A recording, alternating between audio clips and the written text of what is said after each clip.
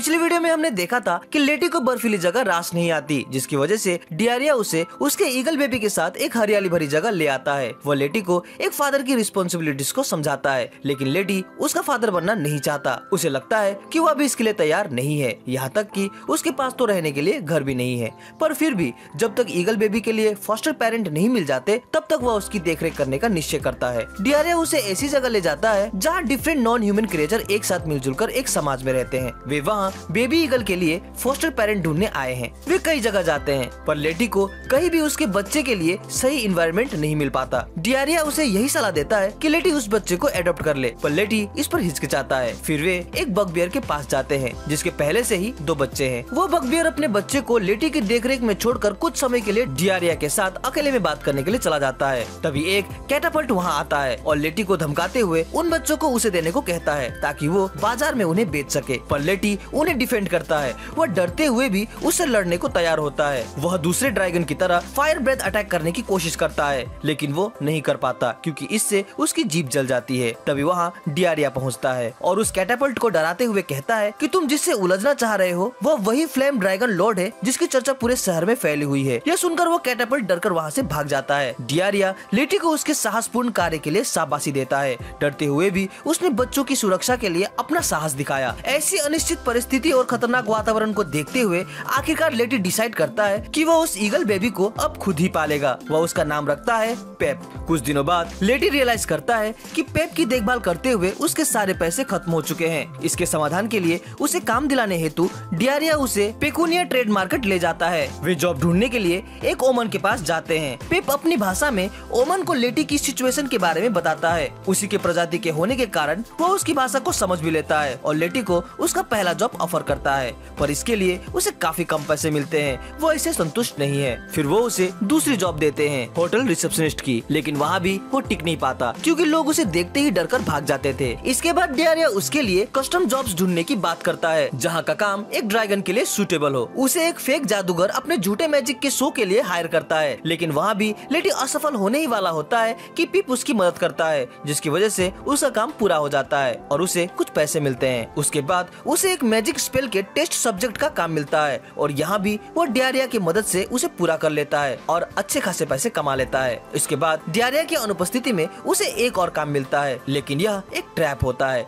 जिसमें वह फंस जाता है। वे लोग उसे बंदी बनाकर एक कैद खाने में डाल देते हैं। लेटी को समझ में नहीं आता कि अब क्या करे। उसे खुद से ज्यादा अपने बच्चे की परवाह होने लगती है। तभी उसे एक प्लान सूझता है। वह पिप को वहाँ से बाहर निकालकर मदद ढूंढ लाने को कहता है, लेकिन तभी एक एरोबस जिसका नाम स्टीव है वो उसे रोकता है और उसके कैद खाने का दरवाजा खोल देता है। वो उसे वहाँ से बाहर निकालता है और अपने बाकी के केज के दोस्तों से मिलाता है। वो उसे बताता है कि यह जगह इतनी भी बुरी नहीं है। वे यहाँ गार्ड्स के साथ मिलजुल कर रहते हैं। उन्हें वहाँ बस कुछ काम करना होता है जिसके उन्हें पैसे भी मिलते हैं और वो यहाँ जो मन चाहे वो कर सकते हैं। पहले तो लेटी यहाँ रहने में थोड़ा हिचकिचाता है, लेकिन धीरे धीरे उसे ऐसा लगने लगता है कि यह जगह उसके लिए बेस्ट प्लेस है। वास्तव में यह एक फाइट एरिना है जहाँ वो लोगों के मनोरंजन के लिए झूठ मूठ की लड़ाई करते हैं, जिसके बदले में उन्हें अच्छी खासी सुख सुविधाएं मिलती है। लेटी भी इनमें से एक फाइट में शामिल होता है और अपना काम खत्म करके वहाँ आराम से रहने लगता है। लेकिन एक दिन उन सभी को यह पता चलता है कि इस जगह के ओनर की मृत्यु हो गई है और नया मालिक इस एरिना को बंद करना चाहता है और उसने यहाँ रहने वाले सभी क्रिएचर को मार डालने का हुक्म दे दिया है। इसे सुनकर वे सभी अब यहाँ से भाग निकलने का प्लान बनाने लगते हैं। अपनी योजना के मुताबिक वे हमलावरों को गुमराह कर उन्हें अलग अलग टुकड़ों में बांट देते हैं और उनसे लड़ने लगते हैं। वे इसमें कुछ हद तक सफल हो भी जाते हैं, लेकिन अंत में वे सभी हमलावरों द्वारा घेर लिए जाते हैं। लेकिन तभी उन्हें बचाने डियारिया वहाँ पहुँचता है और अपने मैजिक से उन सभी हमलावरों का काम तमाम कर देता है और वे वहाँ से बच निकलने में कामयाब हो जाते हैं। बाहर निकलकर लेटी अपने सारे नए दोस्तों को विदा करते हुए फिर से अपनी जर्नी डियारिया के साथ कंटिन्यू करता है। रास्ते में उन्हें कुछ डाकू मिलते हैं जो उन्हें मारने की धमकी देते हैं, पर डियारिया उन सभी को अपनी मैजिक फायर से भस्म कर देता है। लेटी डियारिया के ऐसे खतरनाक कारनामों से काफी डर जाता है। उसके बाद जब वे उन डाकुओं के कैरेज को देखते हैं तो पाते हैं कि वहाँ एक लड़की बेहोश पड़ी हुई है। वे लोग उसे किडनैप करके ले जा रहे थे। जब उसकी आंखें खुलती है तो वह उन दोनों को देख काफी डर जाती है। उसे लगता है कि इन दोनों ने मिलकर ही उसे किडनैप किया है, लेकिन डियारिया उसे शांत कराता है और उसे पूरी बात बताता है। इसे सुनने के बाद वह शांत हो जाती है और अपना परिचय देती है। वो लड़की सिटी योस की प्रिंसेस है जो कि अपना घर छोड़कर भागी है। अपने भागने का कारण बताते हुए वह कहती है कि उसके फादर ने बिना उसकी परमिशन के उसका कपकेक खा लिया था और वह इससे नाराज है। वह उन्हें इसका सबक सिखाना चाहती है।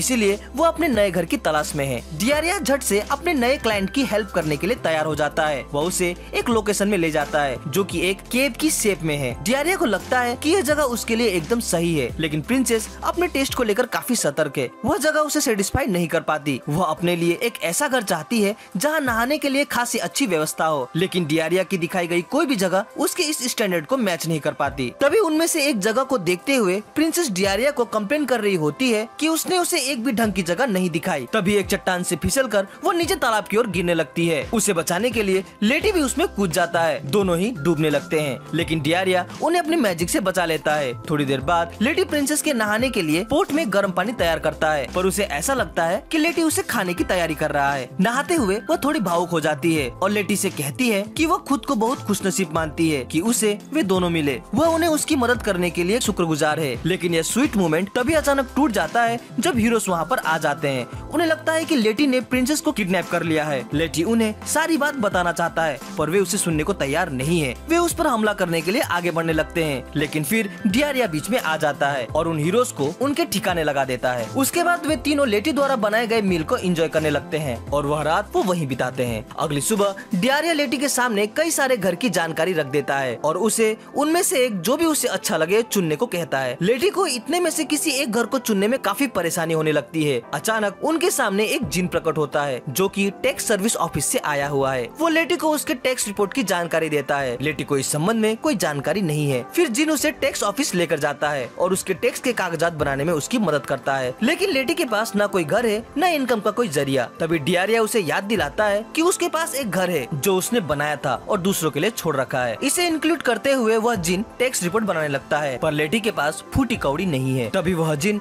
उसे चाइल्ड ग्रैंड सपोर्ट स्कीम को भरने की बात कहता है ताकि उसे सरकार द्वारा पीप के पालन पोषण हेतु कुछ रकम मिल सके। इसे सुनकर उसे थोड़ी राहत मिलती है। उसके बाद उसका टैक्स बिल जनरेट होता है जो कि अब से उसे भरना है। यह अमाउंट इतना ज्यादा होता है कि बेचारा लेटी चक्कर खाकर वहीं गिर जाता है। इसी बीच पिप उनमें से एक घर को लेटी के बिहाफ में चुनता है जो कि एक डंजन है। यह रॉयल कैपिटल के ही सीवर लाइन में स्थित था। इसे सुनकर प्रिंसेस चौंक जाती है क्योंकि उसे वापस महल नहीं जाना है। वास्तव में यह जगह हीरोज को नॉन ह्यूमंस के साथ ट्रेन करने के लिए बनाई गई थी। वैसे तो लेटी को यह जगह भी पसंद नहीं आती, पर फिर भी वे उस डंजन को एक्सप्लोर करने लगते हैं। डंजन टूर करते हुए अचानक लेटी और प्रिंसेस डियारिया से अलग हो जाते हैं और एक ऐसे रूम में फंस जाते हैं जिसकी दीवार अपने आप शिफ्ट होती रहती है। तभी वहाँ पिप को एक खुफिया रास्ता दिखता है और वे वहाँ से निकलकर शिफ्टिंग वॉल से बच जाते हैं। उन्हें वहाँ ऊपर जाते हुए एक सीढ़ी दिखती है। वे उसमें चढ़कर ऊपर जाने लगते हैं और जब वे ऊपर की ओर पहुँचते हैं तो पाते हैं कि वे रॉयल पैलेस के लिविंग एरिया में पहुँच गए हैं। तभी वहाँ रॉयल गार्ड्स उन्हें देख लेती है, जिससे बचने के लिए लेडी प्रिंसेस को पकड़कर वहाँ से भागने लगता है। वह रॉयल पैलेस के टॉप में पहुँच जाता है और वहाँ से नीचे देखने लगता है। रॉयल आर्मी और किंग को ऐसा लगता है कि लेडी उन्हें धमका रहा है, लेकिन वास्तव में लेडी बहुत डरा हुआ है। तभी डियारिया वहाँ पहुँचता है और परिस्थिति को देखकर लेडी को वहाँ से बच निकालने का प्लान बनाता है। सबसे पहले वह रॉयल गार्ड्स को एक ट्रैप में फंसाता है और अपने कुछ साथी को बुलाकर सिपाहियों के ऊपर पत्थरों से वार करने लगता है। दिन से शाम और शाम से रात हो जाती है, लेकिन रॉयल आर्मी थकने का नाम नहीं लेती। इधर लेटी और ग्रुप को भी यह समझ नहीं आता कि आगे क्या करे। तभी किंग लेटी के सामने एक प्रस्ताव रखता है कि वो उसकी बेटी को छोड़ दे और बदले में वो उसे सही सलामत वहाँ से जाने देगा। किंग आगे कहता है कि मेरे लिए मेरी बेटी ही सब कुछ है, तुम्हें जो चाहिए ले जाओ, पर मेरी बेटी को वापस कर दो। इसे सुनकर प्रिंसेस भावुक हो जाती है और उसे महसूस होता है कि उसके फादर उसे कितना चाहते हैं। वह कपकेक के लिए अपने फादर को छोड़ने के फैसले पर शर्मिंदा होती है।